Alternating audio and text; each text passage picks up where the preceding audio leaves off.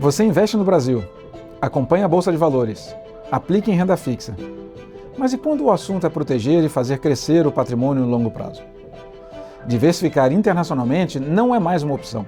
É uma estratégia essencial para manter o seu poder de compra. Segundo uma pesquisa Datafolha, encomendada pela CVM, apenas 2% dos investidores brasileiros têm capital alocado no exterior. Isso significa que 98% dos brasileiros estão sujeitos a crises fiscais, instabilidade política e volatilidade da moeda local. Ter ativos atrelados a diferentes economias reduz a exposição a diferentes riscos. O próprio FMI aponta que carteiras com ativos globais sofrem até 40% menos perdas durante turbulências econômicas locais. Mas como otimizar essa carteira? Melhorando os resultados com eficiência e segurança.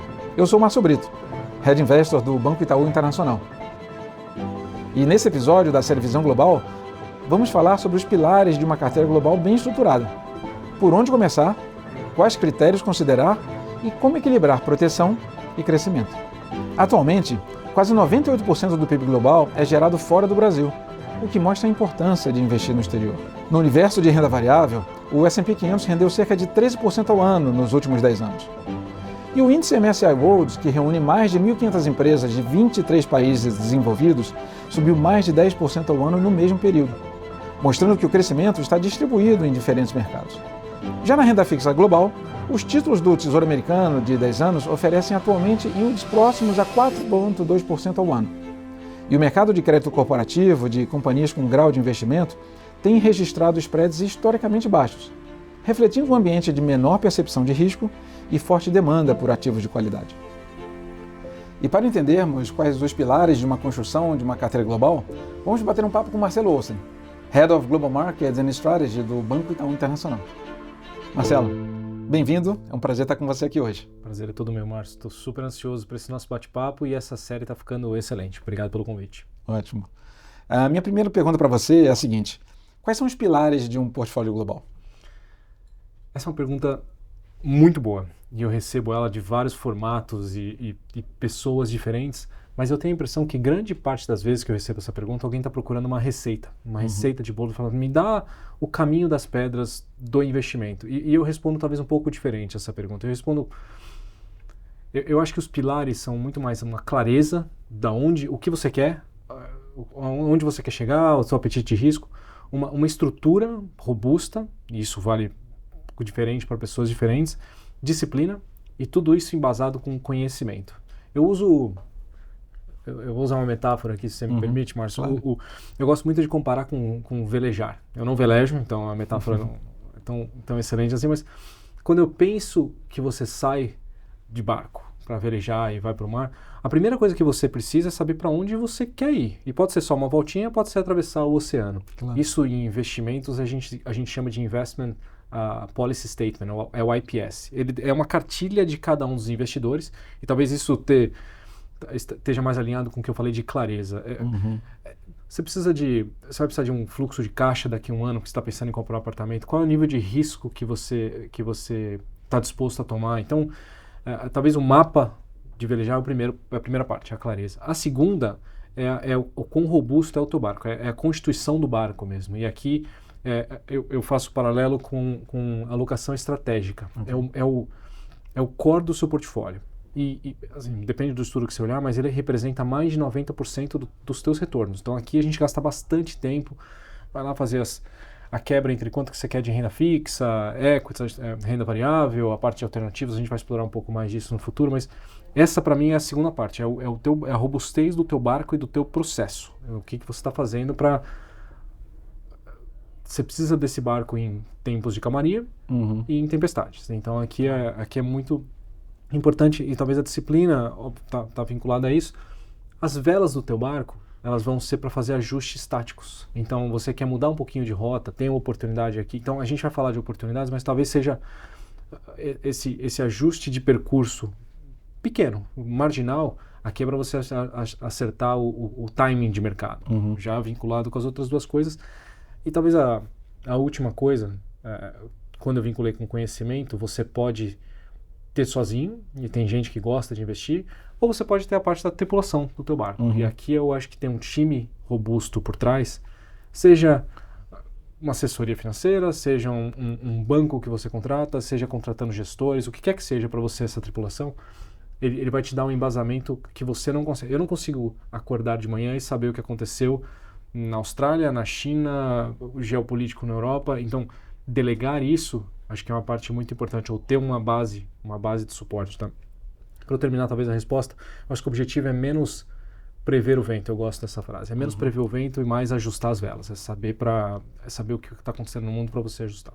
Perfeito, eu acho que a analogia foi muito boa e eu tenho certeza que vai dar uma clareza maior assim, para os nossos ouvintes, né, os nossos clientes. Tá?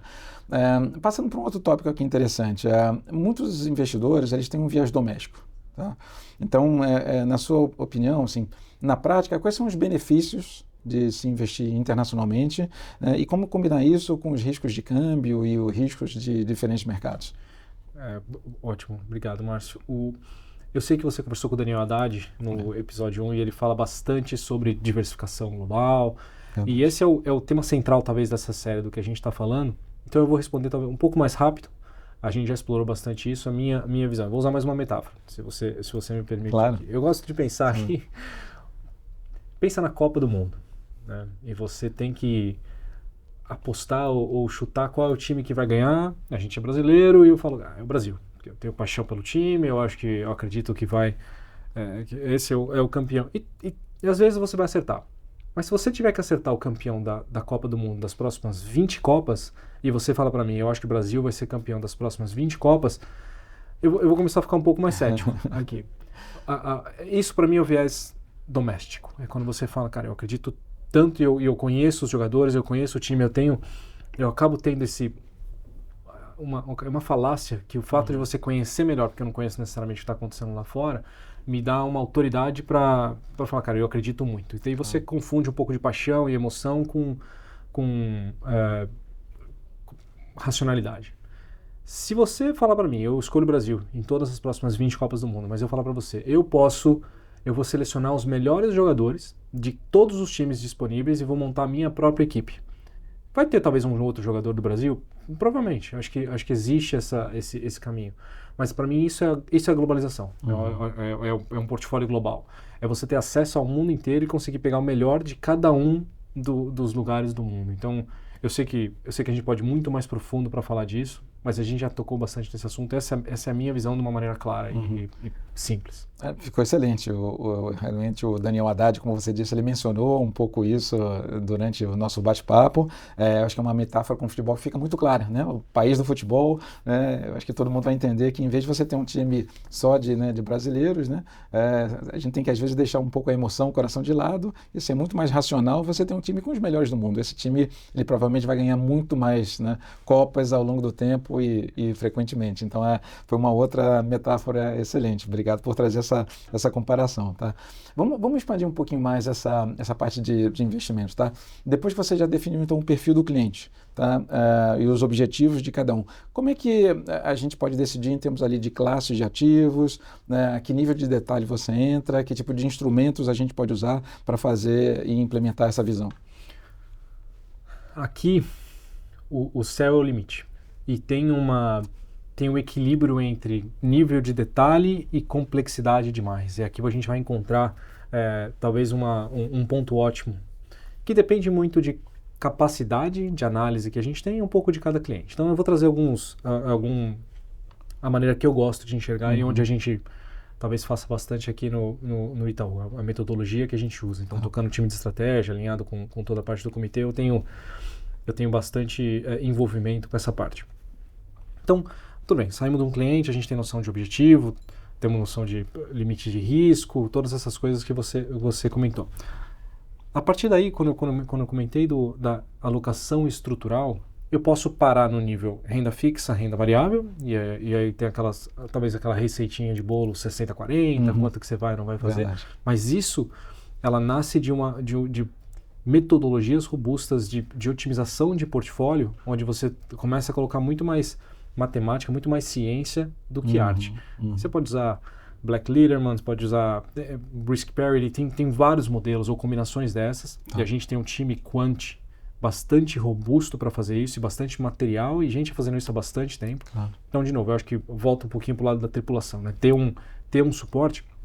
E talvez se eu puder tocar no ponto, o Itaú, apesar de ser uma marca brasileira, o tempo que a gente já está no mercado internacional, as contratações, a robustez do time, são mais de 500 pessoas sentadas no mercado internacional, com unidades em Miami, em Zurique, então Europa e Estados Unidos, então tem uma diversificação geográfica, então a robustez das nossas unidades aqui fora e dos times me ajuda muito a fazer isso. Então não pensa que eu estou fazendo isso sozinho, você, grande parceiro meu, também conhece muito bem, mesmo, mas...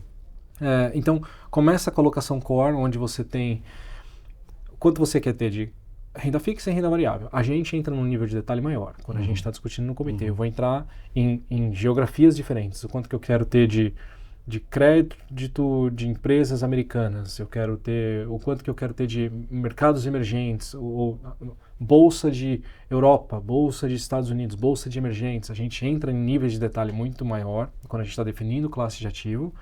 Mas a gente deixa para falar de setores ou produtos ou uma ação específica, um bonde específico, em calls muito mais táticos. Isso não entra no primeiro nível de processo. Então, a gente para hoje, eu vou dizer que no nosso mundo, entre 15 e 20 classes de ativo, a gente quebra porque a gente tem essa capacidade de fazer e eu tenho essa robustez. Então, isso aqui, a minha exposição, eu vou chamar de core. E eu uso muito mais instrumentos de beta. Beta significa que eu estou alinhado com o mercado. Eu não estou tentando fazer grandes apostas em papéis específicos, em setores específicos. Eu estou alinhado com os benchmarks, os nossos índices comparativos.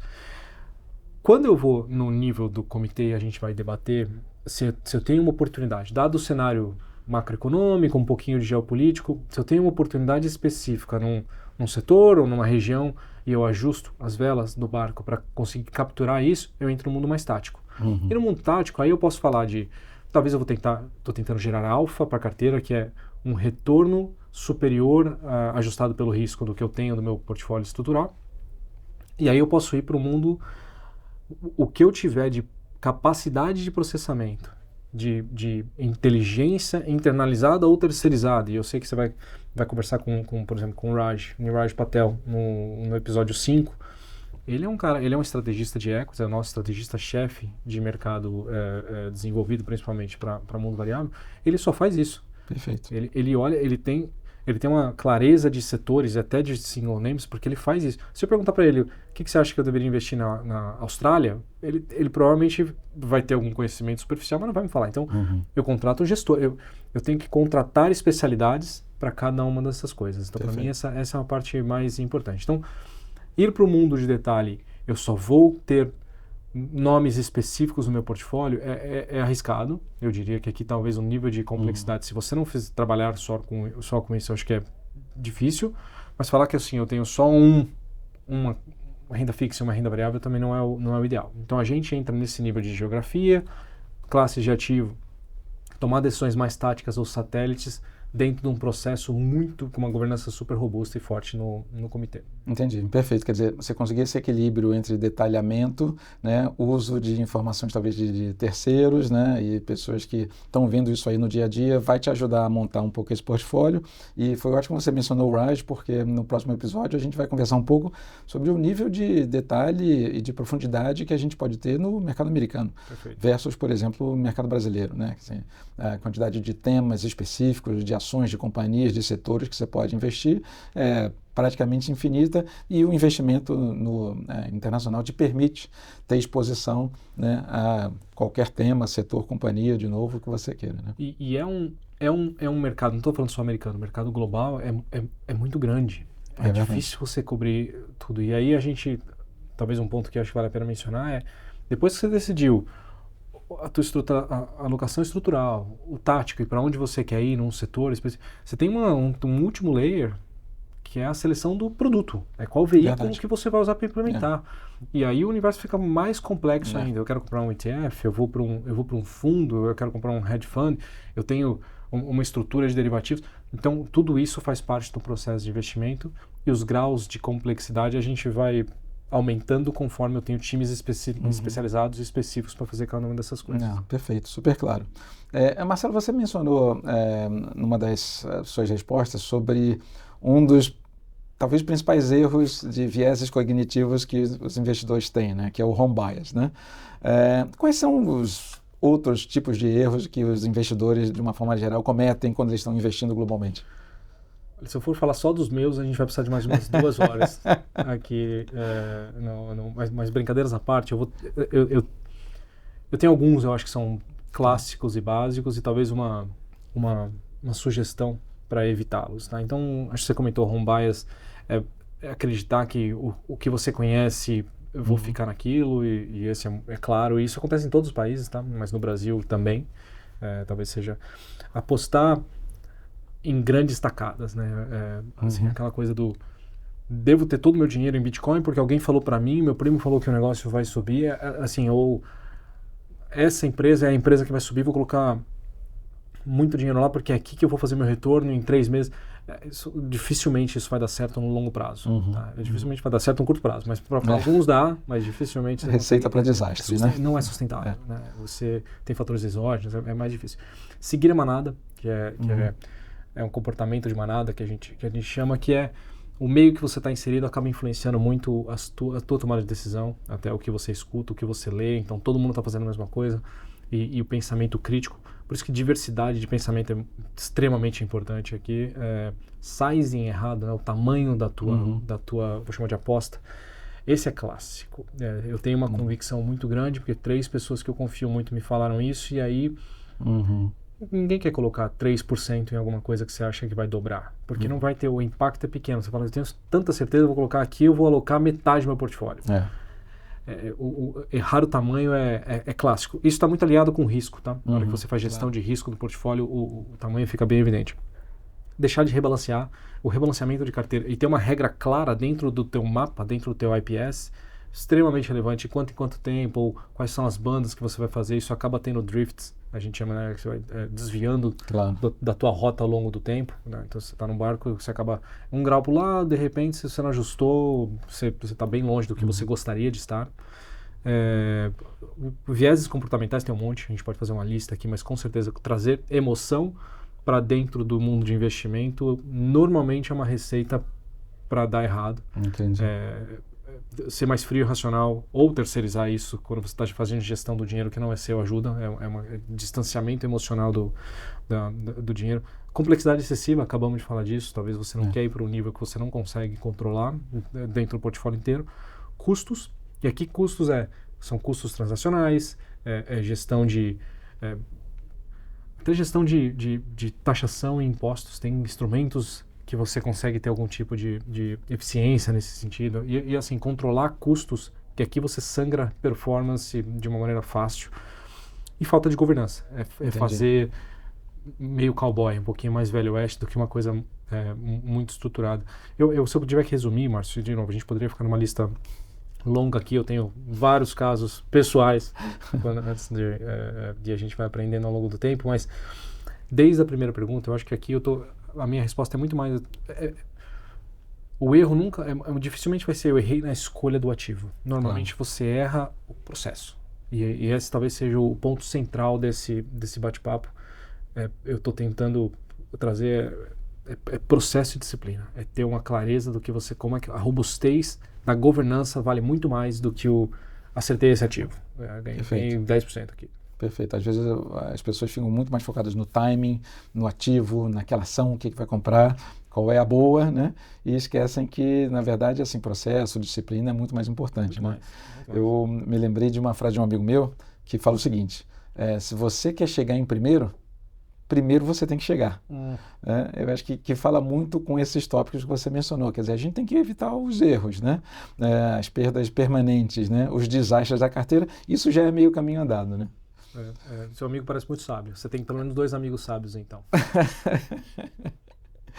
Para a gente encerrar aqui, qual a sua mensagem final sobre os pilares de um portfólio global? Eu vou trazer uma história. Agora, chega de metáfora, eu vou trazer uma história que talvez seja um grande resumo do que a gente falou até agora. Tá? É a história de David Swensen. e você comentou comigo agora há pouco que você o conhece. Então, eu conheci sim, pessoalmente. E o modelo de Yale, quando nos anos 1980, então na década de 80, já faz um tempinho, o Swensen ele assumiu a gestão do endowment de Yale. E ele trouxe uma visão muito diferente do que era feito. O portfólio era meio tocado de uma maneira normal, de um fundo ou de alguma coisa assim. Ele falou, cara, eu tenho uma visão diferente, porque onde a gente quer chegar com o endowment, os objetivos de um endowment são diferentes de um investidor pessoa física, talvez de uma corporação. Aqui, eu não tenho nenhum prazo definido. Teoricamente, é para ser para sempre. Então, eu preciso ajustar a minha tomada de decisão porque o objetivo é diferente. Então ele começou, primeiro, ele aumentou a globalização, então ele aumentou a diversificação, então casa muito bem com o que a gente está trazendo aqui. Colocou uma estrutura robusta de governança e começou a trazer private equity, venture capital, ativos com menor liquidez, então você não consegue necessariamente ver os resultados e sair de um investimento tão rápido, que são mais de longo prazo, então você não consegue capturar prêmios de liquidez, porque o objetivo é de longo prazo, deixar o teu dinheiro travado normalmente tem um benefício, assumindo que você fez uma seleção correta. E disciplina. Perfeito. Assim, a governança alinhada com disciplina. Então, a gente viu o endowment de Yale sair de $1 bilhão para $30 bilhões em poucas décadas. Os retornos muito robustos e saudáveis. E a disciplina, ele pensa que em algumas décadas ele passou por crises, passou por momentos de bonança. O portfólio era extremamente bem ajustado. O que o David trouxe não foi essas são as 5 melhores ações que a gente deveria comprar e segurar. Perfeito. Ele trouxe um processo, ele trouxe robustez, ele trouxe uma clareza de objetivos e um processo que sustentasse onde a gente queria chegar. Aqui o objetivo não era dar 30% de retorno ao ano, era pagar os custos do que, sei lá, o que quer que o endowment se propunha, ser sustentável no longo prazo, e aqui o longo prazo é indefinido. Claro. E aí isso ajudou muito o que ele estava fazendo. E, assim, estamos falando de 40, 50 anos atrás, ainda é extremamente utilizado. Então, é o tipo de coisa que sobrevive ao longo do tempo. Então, se eu tiver que, talvez, resumir, de todas as perguntas do que a gente trouxe até agora, Márcio, e você me pediu a mensagem final, é menos sobre acertar o próximo campeão da Copa do Mundo. Legal. É você construir uma embarcação que sobreviva e que está muito alinhado, é o processo, é a robustez da tua governança. Perfeito. Aí, acho que assim, ouvindo você falar, eu penso também assim, muito em longo prazo, né? Eu acho que a gente conseguir tirar da cabeça dos investidores ali todo aquele barulho, toda aquela pressão, né? Todo aquele curto-prazismo, que é difícil, né? A gente está sempre bombardeado por manchetes e muito ruído que, na verdade, não tem muito a ver com investimento, né? Então, assim, longo prazo, eu acho que é super importante, se eu entendi o que você falou. Eu acho que com isso a gente também tem que pensar em ter paciência e não confundir com complacência, né? E por isso o processo, como você mencionou, e a disciplina também são importantes, porque isso que vai fazer a diferença entre você assim, manter fiel àquela estratégia que você traçou no início e aquele curso ali que você traçou, usando a analogia, né, de velejar que você fez no início, que eu achei muito boa. Muito bom. Excelente, Marcelo. Mais uma vez, obrigado pela sua presença. Márcio, eu que agradeço, foi bate-papo excelente. Fico super aberto para a gente conversar de novo e é claro que a gente pode ir em níveis de profundidade muito maiores, mas acho que para esse bate-papo eu saio daqui super feliz. Obrigado pelo convite. Como o Marcelo mencionou, quando todo o patrimônio está alocado em um único país, os riscos políticos e econômicos locais se tornam determinantes para a carteira. Investir globalmente reduz essa dependência. Adicionar ativos de mercados descorrelacionados reduz a volatilidade total da carteira. Além disso, diversificar em moeda forte protege o poder de compra. O real se desvalorizou em média cerca de 10% ao ano frente ao dólar na última década. Ativos dolarizados funcionam como um hedge natural contra crises locais e inflação doméstica. No próximo episódio, falaremos sobre o impacto do dólar na vida dos cidadãos brasileiros.